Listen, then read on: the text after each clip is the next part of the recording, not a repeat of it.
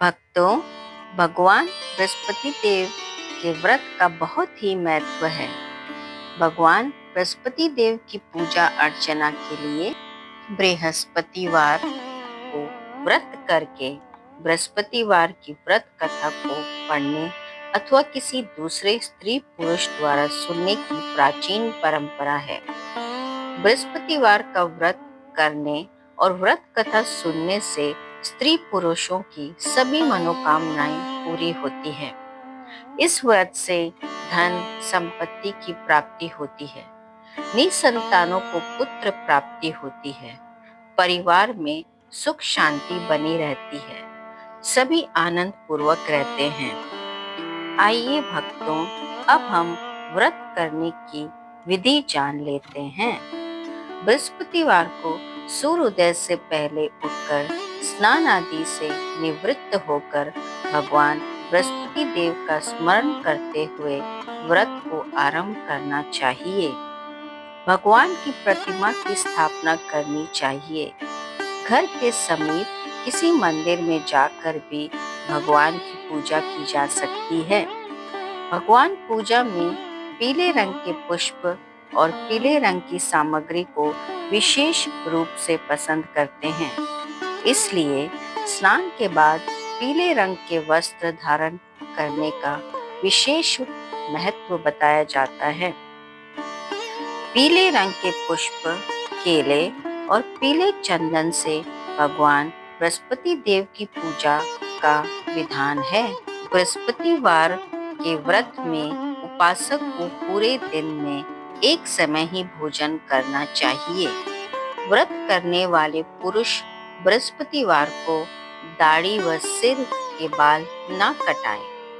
पूजा के समय भगवान बृहस्पति देव से जो मनोकामना प्रकट की जाती है वह उस मनोकामना को पूरा करते हैं। इस व्रत में व्रत कथा पढ़ने और श्रवण करने का विशेष महत्व है। आइए भक्तों, अब हम बृहस्पति देव की व्रत कथा आरंभ करते हैं। प्राचीन समय की बात है। भारत में एक राजा राज्य करता था। वह बड़ा प्रतापी तथा दानी था। वह नित्य प्रति मंदिर में भगवत दर्शन करने जाता था। वह ब्राह्मण और गुरु की सेवा किया करता था। उसके द्वार से कोई भी याचक निराश होकर नहीं लौटता था। वह प्रत्येक गुरुवार को व्रत रखता एवं पूजन करता था। हर दिन गरीबों की सहायता करता था। परंतु ये सब बातें उसकी रानी को अच्छी नहीं लगती थी। वह ना व्रत करती और ना किसी को एक भी पैसा दान में देती थी। वह राजा से भी ऐसे करने को मना किया करती थी। एक समय की बात है कि राजा शिकार खेलने वन को चले गए। घर पर रानी और दासी थी। उस समय गुरु बृहस्पति साधु का रूप धारण कर राजा के दरवाजे पर भिक्षा मांगने आए। साधु ने रानी से भिक्षा मांगी तो कहने लगी, हे साधु महाराज, मैं इस दान पुण्य से तंग आ गई हूँ। इस कार्य के लिए तो मेरे पति देव ही बहुत है। आप इस प्रकार की कृपा करें कि सारा धन नष्ट हो जाए और मैं आराम से रह सकूं। साधु रूपी बृहस्पति देव ने कहा, हे देवी, तुम बड़ी विचित्र हो। संतान और धन से कोई दुखी नहीं होता। इसको सभी चाहते हैं। पापी भी पुत्र और धन की इच्छा करता है। अगर तुम्हारे पास अधिक धन है तो भूखे मनुष्यों को भोजन कराओ, प्याऊ लगाओ, ब्राह्मणों को दान दो, धर्मशालाएं बनाओ, कुआं तालाब, बावड़ी बाग बगीचे आदि का निर्माण कराओ तथा निर्धनों की कुंवारी कन्याओं का विवाह करवाओ। साथ ही यज्ञ आदि करो। इस प्रकार के कर्मों से आपके कुल का और आपका नाम परलोक में सार्थक होगा एवं स्वर्ग की प्राप्ति होगी। परंतु रानी साधु की इन बातों से खुश नहीं हुई। उसने कहा, हे साधु महाराज, मुझे ऐसे धन की आवश्यकता नहीं है जिसको मैं अन्य लोगों को दान दूं तथा जिसको रखने और संभालने में ही मेरा सारा समय नष्ट हो जाए। साधु ने कहा, हे देवी, यदि तुम्हारी ऐसी ही इच्छा है तो जैसे मैं तुम्हें बताता हूँ तुम वैसा ही करना। बृहस्पतिवार के दिन घर को गोबर से लीपना, अपने केशों को पीली मिट्टी से धोना, केशों को धोते समय स्नान करना, राजा से कहना वह हजामत कराए, भोजन में मांस मदिरा खाना, कपड़ा धोबी के यहाँ धुलाने डालना। इस प्रकार 7 बृहस्पतिवार करने से तुम्हारा सारा धन नष्ट हो जाएगा। ये कहकर साधु महाराज रूपी बृहस्पति देव अंतर्ध्यान हो गए। रानी ने साधु के कहे अनुसार 7 बृहस्पतिवार तक वैसा ही करने का विचार किया। साधु के बताए अनुसार एक कार्य करते हुए केवल 3 बृहस्पतिवार ही बीते थे कि उसकी समस्त धन संपत्ति नष्ट हो गई। भोजन के लिए दोनों समय परिवार तरसने लगा तथा सांसारिक भोगों से दुखी रहने लगा। तब राजा ने रानी से कहा, हे रानी, तुम यहाँ पर रहो, मैं अब परदेश जा रहा हूँ, वहाँ कोई काम धंधा करूँगा, शायद हमारा भाग्य बदल जाए। ऐसा कहकर राजा परदेश चला गया। वह वहाँ जंगल से लकड़ी काट कर लाता और शहर में बेचकर अपना जीवन व्यतीत करने लगा। इधर राजा के बिना रानी और दासियां दुखी रहने लगी। किसी दिन भोजन मिलता और किसी दिन जल पीकर ही रह जाती। एक समय रानी और दासियों को 7 दिन बिना भोजन के व्यतीत करना पड़ा। तो रानी ने अपनी दासी से कहा, यहाँ पास ही नगर में मेरी बहन रहती है, वह बड़ी धनवान है, तो उसके पास जा और वहां से 5 सेर बेजर मांग कर ले आ, जिससे कुछ समय के लिए गुजर हो जाएगा। दासी रानी की बहन के पास गई। रानी की बहन उस समय पूजा कर रही थी। बृहस्पतिवार का दिन था। दासी ने रानी की बहन से कहा, हे रानी, मुझे आपकी बहन ने भेजा है, मुझे 5 सेर बेजर दे दो। दासी ने ये बात अनेक बार कही, परंतु रानी की बहन ने कोई उत्तर नहीं दिया, क्योंकि वह उस समय बृहस्पतिवार की कथा सुन रही थी। जब दासी को रानी की बहन से कोई उत्तर नहीं मिला तो वो बहुत दुखी हुई। उसे क्रोध भी आया। वह लौट कर रानी से बोली, हे रानी, आपकी बहन बहुत ही धनी स्त्री है, वह छोटे लोगों से बात भी नहीं करती। मैंने उससे कहा तो उसने कोई उत्तर नहीं दिया। मैं वापस चली आई। रानी बोली, हे दासी, इसमें उसका कोई दोष नहीं है। जब बुरे दिन आते हैं तब कोई सहारा नहीं देता। अच्छे बुरे का पता विपत्ति में ही लगता है। जो ईश्वर की इच्छा होगी वही होगा। यह सब हमारे भाग्य का दोष है। इधर रानी की बहन ने सोचा कि मेरी बहन की दासी आई थी, परंतु मैं उससे नहीं बोली, इससे वह बहुत दुखी हुई होगी। अतः कथा सुन और विष्णु भगवान का पूजन समाप्त कर वह अपनी बहन के घर आई और कहने लगी, हे बहन, मैं बृहस्पतिवार का व्रत कर रही थी। तुम्हारी दासी हमारे घर आई थी, परंतु जब कथा होती है तब तक हम लोग ना उठते हैं और ना बोलते हैं, इसीलिए मैं नहीं बोली। कहो दासी, क्यों गई थी? रानी बोली, बहन, हमारे घर अनाज नहीं था। वैसे तुमसे कोई बात छिपी नहीं है, इस कारण मैंने दासी को तुम्हारे पास 5 सेर बेजर लेने के लिए भेजा था। रानी की बहन बोली, बहन, बृहस्पति भगवान सबकी मनोकामना पूर्ण करते हैं। देखो, शायद तुम्हारे घर में अनाज रखा हो। यह सुनकर दासी घर के अंदर गई तो वहां उसे एक घड़ा बेजर का भरा मिला। उसे बड़ी हैरानी हुई, क्योंकि उसने एक एक बर्तन देख लिया था। उसने बाहर आकर रानी को बताया। दासी अपनी रानी को कहने लगी, हे रानी, देखो, वैसे हमको जब अन्न नहीं मिलता तो हम रोज व्रत ही तो करते हैं।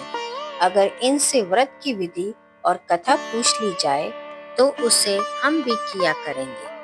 दासी के कहने पर रानी ने अपनी बहन से बृहस्पतिवार व्रत के बारे में पूछा। उसकी बहन ने बताया, हे रानी बहन, बृहस्पतिवार को सूर्य उदय से पूर्व उठकर स्नान करके बृहस्पतिवार का व्रत करना चाहिए, लेकिन उस दिन सिर नहीं धोना चाहिए। बृहस्पतिवार के व्रत में चने की दाल और मुनक्कर से विष्णु भगवान का केले के वृक्ष की जड़ में पूजन करें तथा दीपक जलावें। उस दिन एक ही समय भोजन करें। भोजन पीले खाद्य पदार्थ का करें तथा कथा सुने। इस प्रकार करने से गुरु भगवान प्रसन्न होते हैं, अन्न पुत्र धन देते हैं, मनोकामना पूर्ण करते हैं। व्रत और पूजन की विधि बताकर रानी की बहन अपने घर लौट गई। रानी और दासी दोनों ने निश्चय किया कि बृहस्पति देव भगवान का पूजन जरूर करेंगे। 7 दिन बाद जब बृहस्पतिवार आया तो उन्होंने व्रत रखा। घुड़साल में जाकर चना और गुड़ बिन लाई तथा उसकी दाल से केले की जड़ तथा भगवान का पूजन किया। अब भोजन पीला कहाँ से आए? दोनों बड़ी दुखी हुई, परंतु उन्होंने व्रत किया, इस कारण बृहस्पति देव भगवान प्रसन्न थे। एक साधारण व्यक्ति के रूप में 2 थालों में सुंदर पीला भोजन लेकर आए और दासी को देकर बोले, हे दासी, ये भोजन तुम्हारे और रानी के लिए है, तुम दोनों करना। दासी भोजन पाकर बड़ी प्रसन्न हुई और रानी से बोली, रानी जी, भोजन कर लो। रानी को भोजन के आने के बारे में कुछ पता नहीं था, इसलिए वह दासी से बोली, जा तू ही भोजन कर, क्यों तू मेरी व्यर्थ में हंसी उड़ाती है? दासी बोली, एक व्यक्ति भोजन दे गया है। रानी कहने लगी, वो भोजन तेरे लिए ही दे गया है, तू ही कर। दासी ने कहा, वह व्यक्ति हम दोनों के लिए 2 थालों में भोजन दे गया है, इसीलिए मैं और आप दोनों ही साथ साथ भोजन करेंगे। दोनों ने गुरु भगवान को नमस्कार कर भोजन प्रारंभ किया। उसके बाद से वह प्रत्येक बृहस्पतिवार को गुरु भगवान का व्रत और पूजन करने लगी। बृहस्पति भगवान की कृपा से उसके पास धन हो गया, परंतु रानी फिर से पहले की तरह आलस्य करने लगी। तब दासी बोली, देखो रानी, तुम पहले भी इस प्रकार आलस्य किया करती थी। तुम्हें धन रखने में कष्ट होता था, इस कारण सभी धन नष्ट हो गया। अब गुरु भगवान की कृपा से धन मिला है तो फिर तुम्हें आलस्य होता है। बड़ी मुसीबतों के बाद हमने ये धन पाया है, इसलिए हमें दान पुण्य करना चाहिए। तुम भूखे मनुष्यों को भोजन कराओ, प्याऊ लगाओ, ब्राह्मणों को दान दो, कुआं, तालाब, बावड़ी आदि का निर्माण कराओ, मंदिर, पाठशाला बनवा कर दान दो, कुंवारी कन्याओं का विवाह कराओ, धन को शुभ कर्मों में खर्च करो, जिससे तुम्हारे कुल का यश बढ़े तथा स्वर्ग प्राप्त हो और पितर प्रसन्न हो। दासी की बात मानकर रानी ने इसी प्रकार के कर्म करने प्रारंभ किए, जिससे उनका काफी यश फैलने लगा। एक दिन रानी और दासी आपस में विचार करने लगी कि न जाने राजा किस दशा में होंगे। उनकी कोई खोज खबर भी नहीं है। गुरु भगवान से उन्होंने प्रार्थना की और भगवान ने रात्रि में राजा को स्वप्न में कहा, हे राजा, उठ, तेरी रानी तुझको याद करती है, आप अपने देश को लौट जा। राजा प्रातःकाल उठकर जंगल से लकड़ियां काटकर लाने के लिए जंगल की ओर चल पड़ा। जंगल से गुजरते हुए वह सोचने लगा, रानी की गलती से उसे कितने दुख भोगने पड़े। राजपाट छोड़कर उसे जंगल में आकर रहना पड़ा। जंगल से लकड़ियां काटकर उन्हें बेचकर गुजारा करना पड़ा। उसी समय उस जंगल में बृहस्पति देव एक साधु का रूप धारण करके आए और बोले, हे लकड़ारे, तुम इस सुनसान जंगल में किस चिंता में बैठे हो, मुझे बतलाओ। यह सुन राजा के नेत्र में जल भर आया और साधु की वंदना कर बोले, हे प्रभु, आप सब कुछ जानने वाले हैं। इतना कहकर राजा ने साधु को अपनी संपूर्ण कहानी सुना दी। महात्मा दयालु होते हैं। वह राजा से बोले, हे राजा, तुम्हारी पत्नी ने बृहस्पति देव के प्रति अपराध किया था जिसके कारण तुम्हारी ये दशा हुई। अब तुम किसी प्रकार की चिंता मत करो, भगवान तुम्हें पहले से अधिक धन देंगे। देखो, तुम्हारी पत्नी ने भी बृहस्पतिवार का व्रत प्रारंभ कर दिया है। अब तुम भी बृहस्पतिवार का व्रत करके चने की दाल व गुड़ जल के लोटे में डालकर केले का पूजन करो। फिर कथा कहो या सुनो, भगवान तुम्हारी सब मनोकामनाओं को पूर्ण करेंगे। साधु को प्रसन्न देखकर राजा बोले, हे प्रभु, मुझे लकड़ी बेचकर इतना पैसा कहाँ मिलता है जिससे भोजन के उपरांत कुछ बचा सकूं? मैंने रात्रि में अपनी रानी को व्याकुल देखा था। मेरे पास कोई साधन नहीं है जिससे समाचार जान सकूं। फिर मैं बृहस्पति देव की क्या कहानी कहूँ, मुझे कुछ भी नहीं मालूम। साधु ने कहा, हे राजा, तुम किसी बात की चिंता मत करो। बृहस्पतिवार के दिन तुम रोजाना की तरह लकड़ियां लेकर शहर में जाओ। तुम्हें रोज से दुगना धन प्राप्त होगा, जिससे तुम भली भांति भोजन कर लोगे तथा बृहस्पति देव की पूजा का सामान भी आ जाएगा। बृहस्पति देव की कथा इस प्रकार से है। बृहस्पति देव की कथा। प्राचीन काल में एक बहुत ही निर्धन ब्राह्मण था। उसकी कोई संतान नहीं थी। वह नित्य पूजा पाठ करता, परंतु उसकी स्त्री बहुत मलिनता के साथ रहती थी। वह ना स्नान करती, न किसी देवता का पूजन करती।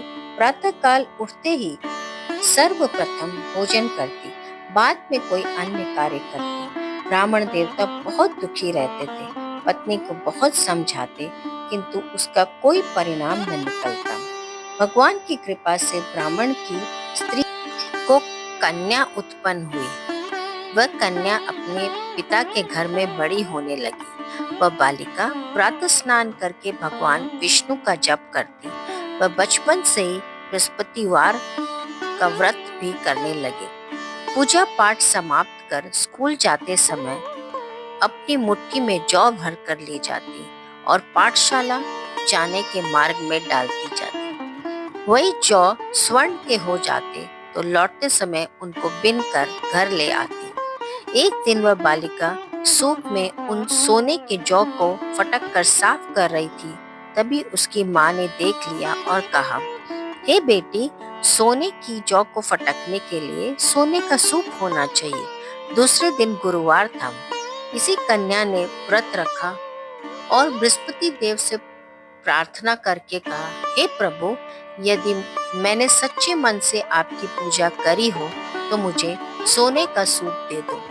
बृहस्पति देव ने उसकी प्रार्थना स्वीकार कर ली। रोजाना की तरह वह कन्या जौ फैलाते हुए स्कूल चली गई।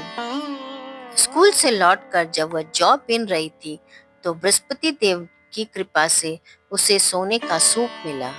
उसे वह घर ले आई और उससे जौ साफ करने लगी, परंतु उसकी माँ का वही ढंग रहा। एक दिन की बात है, वह कन्या सोने की सूप में जौ फटक कर साफ कर रही थी।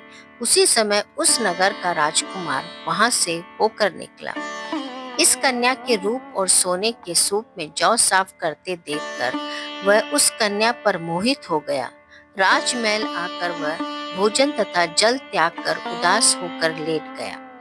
राजा को जब राजकुमार द्वारा अन्न जल त्यागने का समाचार ज्ञात हुआ तो अपने मंत्रियों के साथ वह अपने पुत्र के पास गए और बोले, हे पुत्र, तुम्हें किस बात का कष्ट है? किसने तुम्हारा अपमान किया है और कोई कारण है? मुझे बताओ, मैं वही करूंगा जिससे तुम्हें प्रसन्नता हो।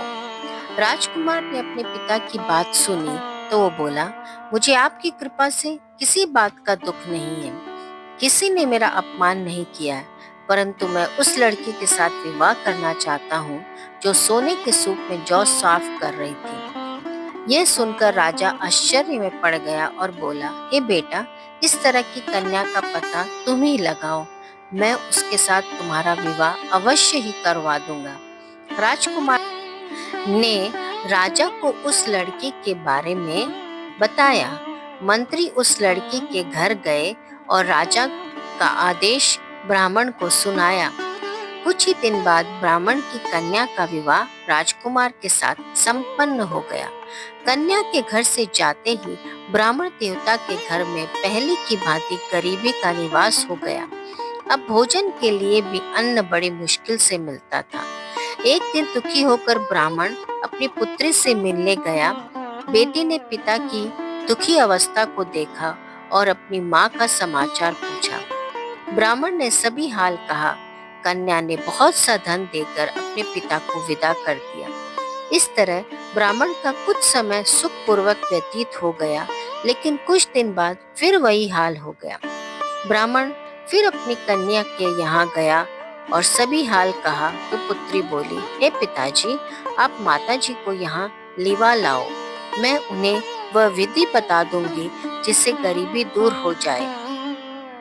ब्राह्मण देवता अपनी स्त्री को साथ लेकर अपनी पुत्री के पास राजमहल पहुंचे तो पुत्री अपनी माँ को समझाने लगी, हे माँ, तुम प्रातःकाल उठकर प्रथम स्नान आदि करके विष्णु भगवान का पूजन करो, तब सब दरिद्रता दूर हो जाएगी। परंतु उसकी माँ ने उसकी एक बात नहीं मानी। वह प्रातःकाल उठकर अपनी पुत्री का बचा जूठन खा लेती थी। एक दिन उसकी पुत्री को बहुत गुस्सा आया। उसने एक रात एक कोठरी से सारा सामान निकाल दिया और अपनी माँ को उसमें बंद कर दिया। प्रातः उसमें से निकाला तथा स्नान आदि करवा के पूजा पाठ करवाया तो उसकी माँ की बुद्धि ठीक हो गई। इसके बाद से वह नियम से पूजा पाठ करती और प्रत्येक बृहस्पतिवार को व्रत रखने लगी। इस व्रत के प्रभाव से उसकी माँ भी बहुत धनवान हो गई और बृहस्पति देवता के प्रभाव से स्वर्ग को गई। वह ब्राह्मण भी सुखपूर्वक इस लोक से सुख होकर स्वर्ग को प्राप्त हुआ। इस तरह कहानी कहकर साधु देवता वहां से लोप हो गए। धीरे धीरे समय व्यतीत होने पर फिर बृहस्पतिवार का दिन आया। राजा जंगल से लकड़ी काटकर किसी शहर में बेचने गया। उसे उस दिन से और दिनों से अधिक धन मिला। राजा ने चना, गुड़ आदि लाकर बृहस्पतिवार का व्रत किया। उस दिन से उसके सभी क्लेश दूर हो गए। परंतु जब अगला गुरुवार का दिन आया तो बृहस्पतिवार का व्रत करना भूल गया। इस कारण बृहस्पति भगवान नाराज हो गए। उस दिन से उस नगर के राजा ने विशाल यज्ञ का आयोजन किया तथा अपने समस्त राज्य में घोषणा करवा दी कि कोई भी मनुष्य अपने घर में भोजन ना बनाए तथा आग भी ना जलाए। समस्त लोग मेरे यहाँ भोजन करने आवे। इस आज्ञा का जो ना मानेगा उसे फांसी की सजा दी जाएगी। राजा के आज्ञानुसार राज्य के सभी वासी राजा के भोज में सम्मिलित हुए, लेकिन लकड़ारा कुछ देर से पहुंचा, इसलिए राजा उसको अपने साथ महल में ले गए। जब राजा लकड़ारे को भोजन करा रहे थे तब रानी की दृष्टि उस खूंटी पर पड़ी जिस पर उनका हार लटका हुआ था। उसे हार खूंटी पर लटका दिखाई नहीं दिया। रानी को निश्चय हो गया कि मेरा हार इसी लकड़ारे ने चुरा लिया है। उसी समय सैनिक बुलवाकर उसको जेल खाने में डलवा दिया। जब लकड़ारा जेल खाने में गया तो बहुत दुखी होकर विचार करने लगा कि ना जाने कौन से पूर्व जन्म के कर्म है कि मुझे ये सब दुख प्राप्त हुआ है, और उसी साधु को याद करने लगा जो जंगल में मिला था। तत्काल बृहस्पति देव साधु के रूप में प्रकट हो गए और उसकी दशा को देखकर कहने लगे, अरे मूर्ख, तूने बृहस्पति देव की कथा नहीं की, इसी कारण से तुझे दुख प्राप्त हुआ है। अब चिंता मत कर, बृहस्पतिवार को जेल खाने के दरवाजे पर 4 पैसे पड़े मिलेंगे, उनसे तू बृहस्पति देव की पूजन करना, तेरे सभी कष्ट दूर हो जाएंगे। अगले बृहस्पतिवार को उसे जेल के द्वार पर 4 पैसे मिले। राजा ने पूजा का सामान मंगवाकर कथा कही और प्रसाद बांटा। उसी रात्रि को बृहस्पति देव ने उस नगर के राजा को स्वप्न में कहा, हे राजा, तूने जिस आदमी को जेल खाने में बंद कर दिया है वह निर्दोष है, वह राजा है, उसे छोड़ देना। रानी का हार उसी खूंटी पर लटका हुआ है। अगर तू ऐसा नहीं करेगा तो मैं तेरे राज्य को नष्ट कर दूंगा। राजा प्रातःकाल उठा और खूंटी पर हाथ टंगा देखकर लकड़हारे को बुलाकर क्षमा मांगी तथा राजा के योग्य सुंदर वस्त्र आभूषण भेंट कर उसे विदा किया। गुरुदेव की आज्ञा अनुसार राजा अपने नगर को चल दिया। राजा जब नगर के निकट पहुंचा तो उसे बड़ा ही आश्चर्य हुआ। नगर में पहले से अधिक बाग, तालाब और कुएं तथा बहुत सी धर्मशालाएं, मंदिर आदि बने हुए थे। राजा ने पूछा कि ये किसका बाग और धर्मशाला है? तब नगर के सब लोग कहने लगे, ये सब रानी और दासी द्वारा बनाए गए हैं। राजा को आश्चर्य हुआ और गुस्सा भी आया। जब रानी ने खबर सुनी कि राजा आ रहे हैं तो उसने अपनी दासी से कहा, हे दासी देख, राजा हमको कितनी बुरी हालत में छोड़ गए थे। वह हमारी ऐसी हालत देखकर लौट न जाए, इसलिए तू दरवाजे पे खड़ी हो जा। रानी की आज्ञा अनुसार दासी दरवाजे पर खड़ी हो गई। जब राजा आए तो उन्हें अपने साथ महल में लिवा लाई। राजा ने क्रोध करके अपनी तलवार निकाली और रानी से पूछने लगा, बताओ ये धन तुम्हें कैसे प्राप्त हुआ? तब रानी ने बतलाया, हमें ये सब धन बृहस्पति देव के व्रत के प्रभाव से प्राप्त हुआ। राजा ने तब निश्चय किया कि 7 रोज बाद सभी बृहस्पति देव का पूजन करते हैं, परंतु मैं रोजाना दिन में 3 बार कथा कहा करूंगा तथा रोज व्रत किया करूंगा।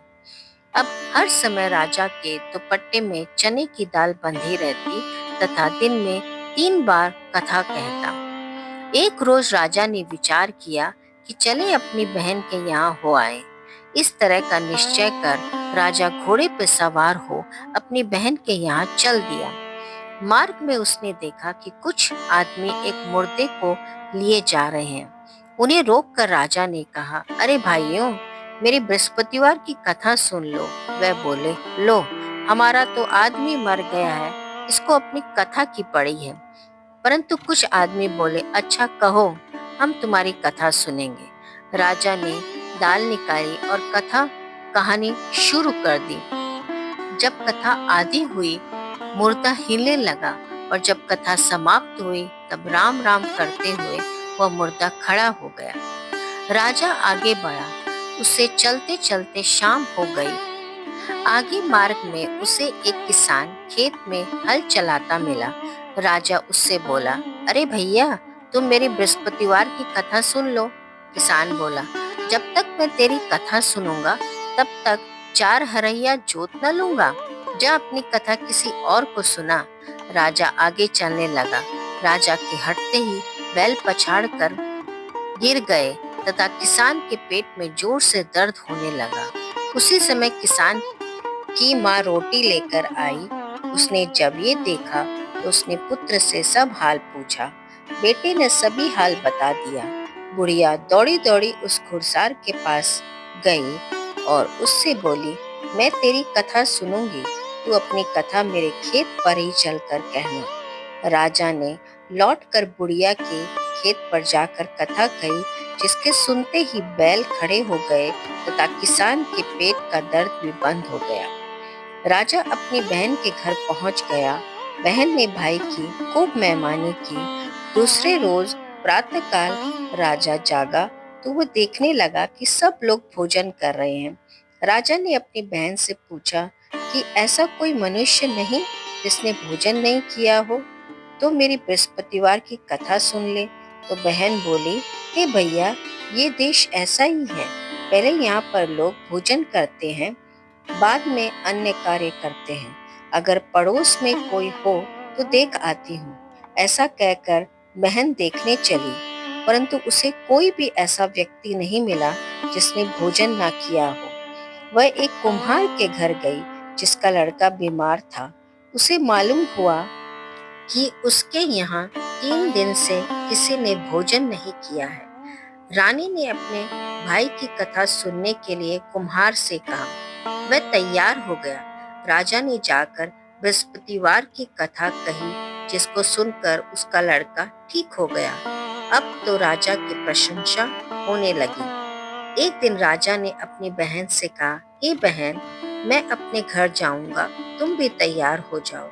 राजा की बहन ने अपनी सास से अपने भाई के साथ जाने की आज्ञा मांगी। सास बोली, चली जा, परंतु अपने लड़कों को मत ले जाना, क्योंकि तेरे भाई को कोई संतान नहीं होती है। बहन ने अपने भाई से कहा, हे भैया, मैं तो चलूंगी, परंतु कोई बालक नहीं जाएगा। राजा ने कहा, जब कोई बालक नहीं चलेगा, तब तुम जाकर क्या करोगी? दुखी मन से राजा अपने घर को लौट आया। राजा ने अपनी रानी से कहा, हमने संतान है, इसलिए कोई हमारे घर आना पसंद नहीं करता। इतना कहकर वह बिना भोजन आदि किए शैया पर लेट गया। रानी बोली, हे प्रभु, बृहस्पति देव ने हमें सब कुछ दिया है, वह हमें संतान भी अवश्य देंगे। उसी रात बृहस्पति देव ने राजा को स्वप्न में कहा, हे राजा, उठ, सभी सोच त्याग दे, तेरी रानी गर्भवती है। राजा को ये जानकर बड़ी प्रसन्नता हुई। 9वें महीने रानी के गर्भ से एक सुंदर पुत्र पैदा हुआ। जब राजा की बहन ने ये शुभ समाचार सुना तो बहुत खुश हुई तथा बधाई लेकर अपने भाई के यहाँ आई। तभी रानी ने कहा, घोड़ा चढ़कर आई हो कि गधा चढ़कर? राजा की बहन बोली, भाई, मैं इस प्रकार न कहती तो तुम्हें औलाद कैसे मिलती? बृहस्पति देव ऐसे ही हैं, जिसके मन में जो कामनाएं रहती है सभी पूर्ण करते हैं। जो सद्भावना पूर्वक बृहस्पतिवार का व्रत करता है एवं पढ़ता है अथवा सुनाता है और दूसरों को सुनता है, बृहस्पति देव उनकी सभी मनोकामना पूर्ण करते हैं। बृहस्पति देव उनकी सदैव रक्षा करते हैं। जो संसार में सद्भावना व सच्चे हृदय से बृहस्पति देव का पूजन करते हैं, उनकी सभी मनोकामनाएं उसी प्रकार पूर्ण होती है जैसे रानी और राजा ने बृहस्पति देव की कथा का गुणगान किया। उनकी सभी इच्छाएं बृहस्पति देव ने पूर्ण की थी। मनुष्य को हृदय से उनका मनन करते हुए जय जयकार करना चाहिए। बृहस्पति देव की जय हो। भक्तों, ये थी बृहस्पतिवार की व्रत कथा।